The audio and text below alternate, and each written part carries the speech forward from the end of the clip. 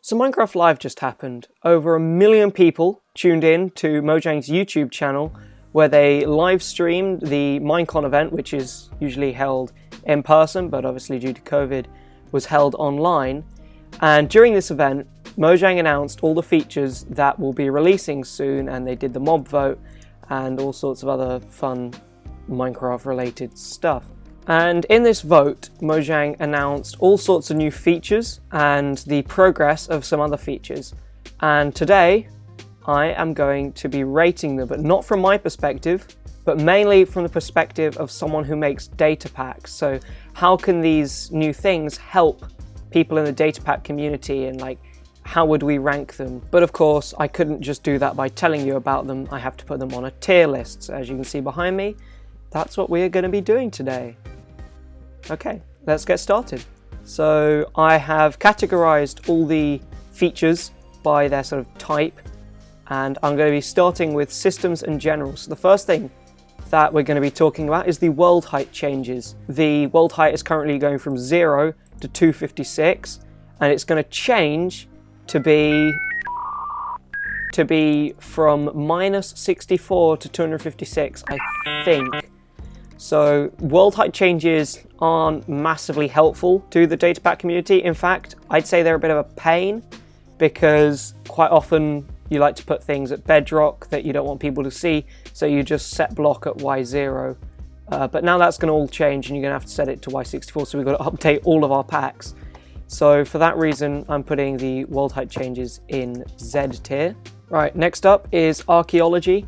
We don't really know much about this system. They didn't really talk about it this year, but we know that it's still being worked on. So because we don't know a lot about it, I'm going to have to put it in C tier. It could be really useful, it could not be really useful. There seem to be some cool blocks, like the layered gravel and dirt that you can see now, but I'm not sure that they're going to be super useful to data packs. We'll have to wait and see. And with archaeology come the custom pots, which again, I'm going to have to put in C tier, because they're useful and they're cool, but they're not super useful to data packs. Resource packs would probably be able to do a lot with them, but just on their own, with the knowledge that we have of them, they're not very useful. Okay, the new entities and mobs. First off, the Warden. Everyone loves the Warden. Even though I make data packs, I think I can still say the Warden is definitely A or S tier. I'm going to put it in A tier, because it's not super unique. We have other large entities like iron golems, so it's not going to be useful for hitboxes, but it certainly has its own characteristics and its own features, like the sound detection. That's going to be really cool. I feel like we can do a lot with that. Next thing on the list is the frog. Frogs are awesome. I don't care what you say. I don't care who you are. So frogs are also going A tier, because although they're not amazingly useful for data packs, they are generally really cool. I still think we could do a lot with them in a data pack. They have fun movement, although they are quite similar to rabbits, so that sort of takes away from their individuality. Obviously, with frogs, we've then got tadpoles. Tadpoles are a certain S tier, 100% S tier. So not many people think about the tadpoles very much. People are mostly focused on the frogs, but the tadpoles are a game changer for data packs.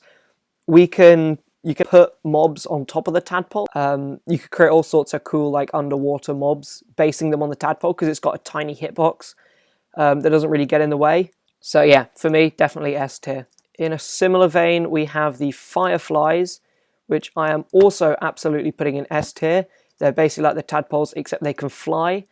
So that can sort of replace bats. They're like a better alternative to the bat, because we know that they're going to be an entity. The next entity we have is chest boats. I'm actually going to put the chest boat in B tier. We already have boats. They do most of the things that chest boats are going to do, other than obviously having an inventory. We could maybe do something with the inventory, but we already have chest minecarts, and we don't really do a lot with those. So there's not a huge amount we could do. Plus, you can't make boats invisible anyway, so I doubt you could do that with chest boats, meaning that we can't really make cool things like cars unless we want to use a resource pack. The next thing on the list is the alley, which, yes, I voted for the alley. I love it. It's blue and everything.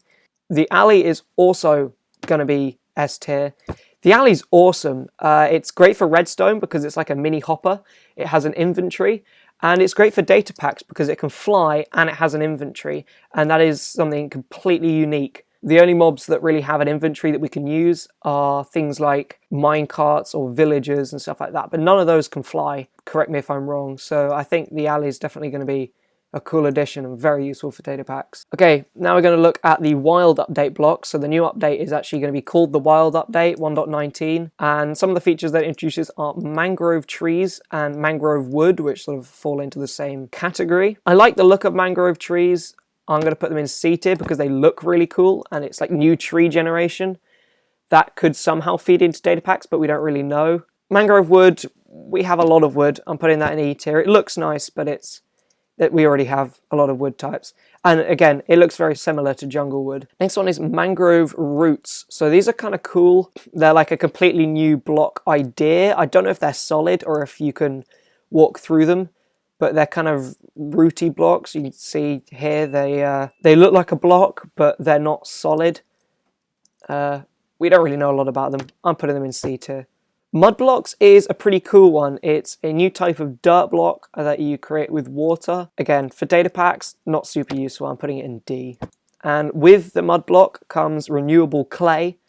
So this is kind of cool, but not super useful again.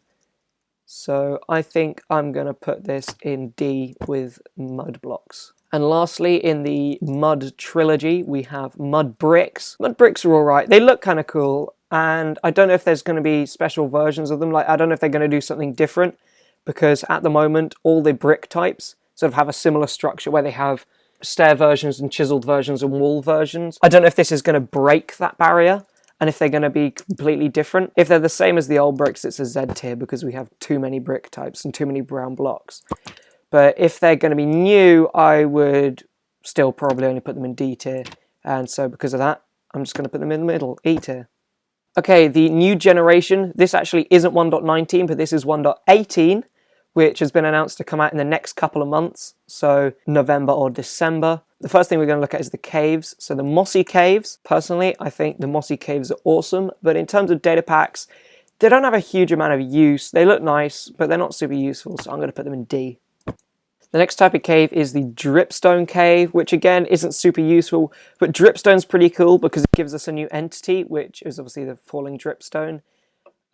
We already have that at the moment, but the fact that it's being implemented into the game, I think I can now put that in this tier list.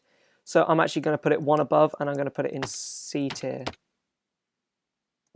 Okay, the next thing is the new mountains. So Minecraft's needed proper mountains for a long time. The mountains at the moment look very fake, like they definitely look like they're computer generated. So I think this is a bit of a blessing to the game that we're going to have new mountain types, but again, not really useful with data packs, so I'm putting them in D tier. The new ore generation. So data packs do have a little bit to do with world generation. There are ways to make custom worlds, so I think the new ore generation's kind of useful. They might add some new features to world generation, and therefore I'm putting it in B tier. Swamp overhaul. Okay, the swamp has had this one coming for a long time. We really, really need this. It's not super useful to data packs. Again, I keep saying that. So I'm going to have to put it in C tier. I wish I could put it higher because personally I think they're going to look awesome. But again, this is about data packs and not my personal opinion. Fallen logs and the rest of the birch stuff. So as you can see on screen here, they made a lot of concept art for the new biomes, because in the wild update they're going to make some biomes more, well, wild, make them look more beautiful, and then obviously they're updating the deep dark and actually releasing it. In this concept art you can see this fallen log right here. The fallen log is an interesting idea. It might be useful to data packs, but I don't think so, to be honest. There's already mods out there that introduce fallen logs and they're never super useful. So I'm going to have to put them in D tier. Here we go to the deep dark. Deep dark is cool in my opinion. I like it a lot. But again, sadly, this is about data packs. It's not all my opinion. Deep dark cities. Okay, so the deep dark cities are the way that the deep dark's going to generate. It's going to be generated in these kind of cities, we think. They showed us the cabins last year. I don't know if they're keeping the cabins or what, or if they're fully replacing them with the cities, but I really like the design of the cities. They're really nicely generated. That might add some new structure generation. And for that reason, I'm going to have to put it in B tier. If they change the way that we generate structures, that would be awesome, and I'm putting it in B. Next part of Deep Dark is the Skulk Catalyst, and the Skulk Screamer. So Skulk itself isn't super useful. It's a nice looking block, but it doesn't really do a lot, so I'm going to put it in E tier. The Skulk Catalyst is really cool. It's a block that detects nearby entity deaths and then actually spreads stuff with them. I think similar to bone meal, the way it spreads, and like moss bone meal and stuff. So I'm going to put that in B tier. We might be able to use that, but I'm not completely sure. And then the Skulk Screamer is awesome. That is definitely S tier. The Skulk Screamer not only introduces a really cool play sound effect, but it also adds a new potion effect. And that potion effect is, of course, the darkness effect. So the darkness effect is very similar to blindness, except it pulsates. And I think they'll probably change it a little bit, so we don't really just want it to be exactly the same as the blindness effect. And for that reason, I'm putting it in A tier, because it's cool. It's a new potion effect. That's awesome. But the fact that it's so similar to blindness means that it's not S tier. Okay, next is Skulk Veins. Skulk Veins, I think they're pretty cool. They're a good way to show like a blend between the block and then the Skulk when the Skulk Catalyst spreads Skulk. But they don't really do a lot for data packs. Mumbo Jumbo, in his video where he did basically the same thing as this, suggested that they might be able to carry vibrations, which would be awesome. But I don't think that's going to happen, so I'm just going to put them in C tier. Finally, the Skulk Sensor. We already have the Skulk Sensor, but now it'll naturally generate. And who knows, again, maybe they might change the way that the vibrations work, make them into entities, but it's unlikely. And although they're very useful for redstone, not super useful for data packs. So I'm going to put them in C tier. And finally, what we could have had, I voted for the alley, and so did the majority of people in the end. But we could have had the glare and the copper golem, and with the copper golem, copper buttons. So I'm going to put them on this list anyway and see what we would have thought of them. So the glare I actually really like. Obviously it didn't do very well in the vote. It lost by miles. But I'm still going to put it in S tier just because it's a mob that can detect block brightness, which is something that you can't really do. You can't really, with datapacks, you can't really detect blocks. You can't really scan for blocks. I still think we should have an @B targeter to target blocks. But at the moment, we don't have that. So all we would have was the glare. And the glare possibly could have introduced a mechanic that would have allowed us to locate certain blocks. And therefore it's an S tier. And next, finally, we have the copper golem and the copper buttons. Copper golem, it's kind of cool. Again, it looks for blocks like the glare does, but it only really presses the button, and it's only really looking for the button, so I'm putting that in B tier. And the copper buttons just aren't useful for data packs at all. We have tons of buttons, and they don't do anything special, so that's a definite Z tier. Okay, so that is our tier list. So I've taken all the features that should be added or will be coming soon, and I have rated them, as I promised, by how they will help data packs. Not me, but how they'll help data packs. Let me know if you have any other opinions in the comments. Let me know if you think I should have moved something higher or lower. And if you have any ideas for things I've put in lower tiers and how they could have been used for data packs, let me know. I'm actually really interested to find out. Okay, don't forget to subscribe, hit the like button, and when you subscribe, hit the notification bell so that you don't miss my next video. The next one is gonna be a cool one, I promise. I've got 2 really nice videos in the works which you won't want to miss, so make sure to subscribe, and I will see you next time. See ya.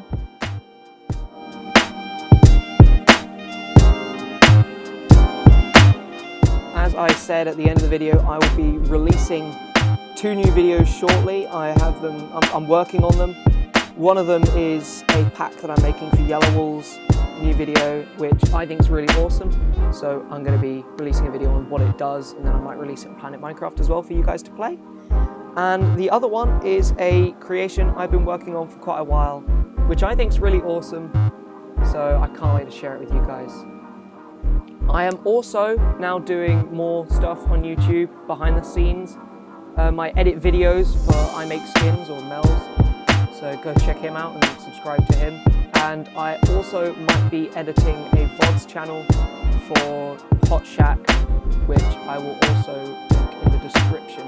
Don't forget to join my Discord server if you want to message me or ask any questions about what I'm making, or if you want to see what I'm up to. And I will see you next time. Bye.